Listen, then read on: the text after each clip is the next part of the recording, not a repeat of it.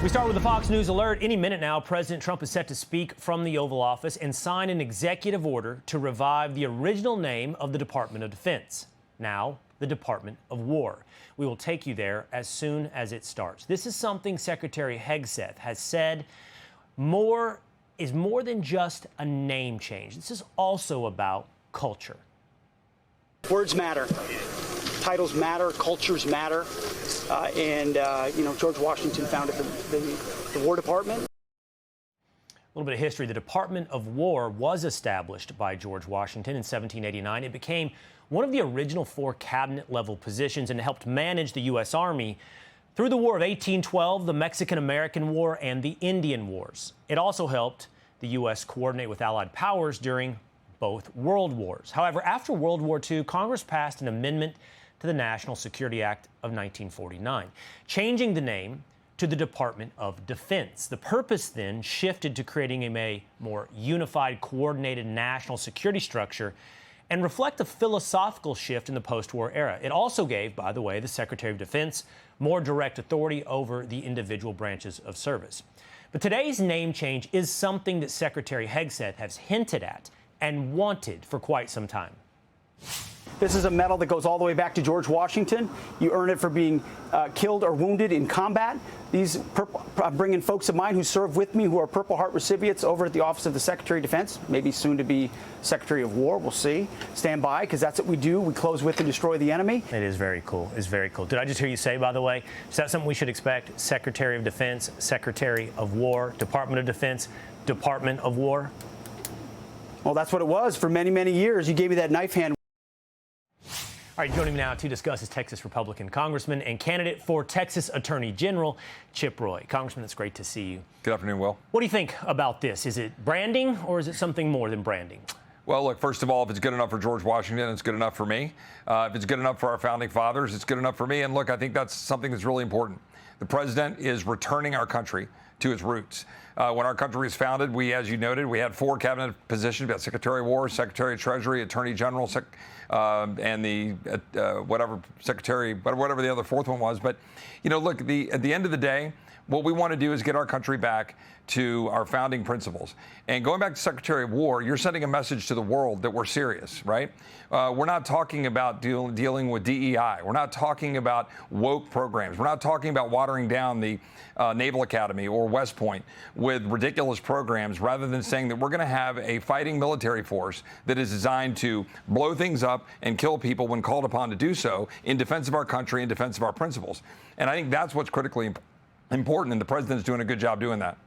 Yeah, I think the name, it reflects not just a culture change, but a positional change. It's a warning to our enemies. We don't just play defense, that this is what this machine is meant to do. It's meant to wage war, and we will call it by its appropriate name. And that in and of itself, you would think, not only inspires those who serve under the Department of War, but those who would dare to oppose the Department of War.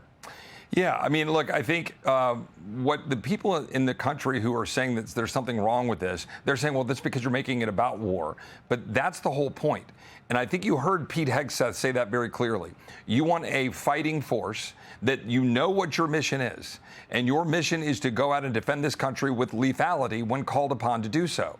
And the world needs to know that. And by the way, this is someone here, I'm speaking for myself and a lot of members of Congress, Freedom Caucus members, the president himself, who is looking to keep us out of war, who doesn't want us to be in endless wars, who didn't want us to be in endless conflict in the Middle East. You engage with your fighting force to deliver a mission and then come home. We don't want to be nation building. We don't want to be losing blood and treasure around the world while we're trying to be the world's police force. But you engage war when you have to, on a limited basis, to defend our country and defend our national security interests. And by the way, you send out Marco Rubio to be a great Secretary of State as that 4th office that was one of the original ones. You got it. Yeah. I was almost going to give you a lesson that was taught to us by the former governor of Texas. That's right. That's Never right. try to remember 3 Never try to things, remember. But you went 4 deep. But by the way, you got 3 out of 4. And by the way, he went on to become the Secretary of Energy, which is what he forgot. So maybe I'm going to be the Secretary of State. We'll see. Maybe that's your future, Congressman. Hold on for 1 second, because speaking of rebranding, right here in Texas, Austin, the city of Austin has unveiled a new city logo redesign. They're ditching the seal for a brand that officials say represents the city's services and the unity of Austin. It would also, as you can see there, remove the cross from their city badge. The price tag is $1.1 million. It's not the only city that seems to be doing some form of a rebrand. Over in Dearborn Heights, Michigan, the police department there revealed an optional police patch featuring Arabic writing. The department saying in a since-deleted Facebook post, the Dearborn Heights Police Department is proud to share a new optional patch that our officers may wear as part of their uniform. Our officers proudly serve all members of our community, and this new design is another way to continue to celebrate the rich cultures that make our city unique. According to the city's mayor, the patch was only an idea by the police department. The logo reveal was not fully vetted before being announced. He said, as we are one PD, each individual's uniform represents the DHPD as a whole and therefore merits the review and input of all. For now, the badge is not being used, but why the push to create and make it an option in the first place? Back to you, Congressman. Let's start with Dearborn Heights. This is incredibly concerning for a lot of Americans to see on our law enforcement everything on that badge translated into Arabic. No, that's exactly right. You know, Teddy Roosevelt once said that we are one nation, we have one flag, and one language. And that's what we ought to have, and that's what binds us together. We had Nigel Farage, who was testifying before the House Judiciary Committee this week, and I asked him a question. I said, is the advance of Islam and Sharia law consistent with the values of Western civilization? And he answered very plainly and very clearly, no, they are not. And this is something that we're seeing happen, not just in Dearborn, but right here in Texas. We're seeing it happen whether you're talking about Epic City, whether you're talking about the advancement and the push of the spread of Islam and pushing for Sharia law in Texas. It's a real problem. It's something that would be front and center for me as Attorney General. But what you're seeing here with putting on the patch, you know, the potential of having that, I don't know whether it's a prototype or whether they voted for it or not, but the fact that it's even being in question is a direct affront to who we are as a people. This is the United States of America. We speak English. We have one flag, and we've got to get we got to be very careful about this woke, DEI-oriented approach, which is exactly why they're going back to the Secretary of War. It's exactly why Pete wants to return that department to its roots, and it's exactly why the president has been getting rid of all of this nonsense in our federal government. It strikes me that it's not just what various places across this country, in this case Dearborn, Michigan, choose to embrace, right, choose to move towards Arabic. But when you put it beside, for example, what the city of Austin chooses to walk away from, they have taken away the cross from one of their city emblems, their city badge. And this quote struck me. It says that the current badge does not promote the city's distinctive values and missions. That's what they have said. Someone had said this in Austin. I can't attribute that exactly to who, but it strikes me that they're walking away something and saying this doesn't reflect the values of Austin. Yeah, well, I think the city council are making clear their values, right? I mean, they want to go spend $1 million on a rebrand, get rid of a cross, and make it some sort of, you know, woke-looking bad, you know, emblem. But where were they a few years ago, about 5 years ago, when they were cutting the police force? When they were destroying the ability for us to even have a class at the police academy. And now we're way down in the number of officers we have on the streets. We have people in Austin who don't get their 911 calls answered. You have people that we have increase in crime in Austin because they were going after gutting and cutting the police force. Like, that kind of thing is undermining not just Austin, like keep Austin weird, all that stuff. No. This is our state's capital. There's no room for that. That's another priority for me as Attorney General, is making sure that we're not allowing George Soros DAs and George Soros judges to allow criminals on our streets and make our cities unsafe.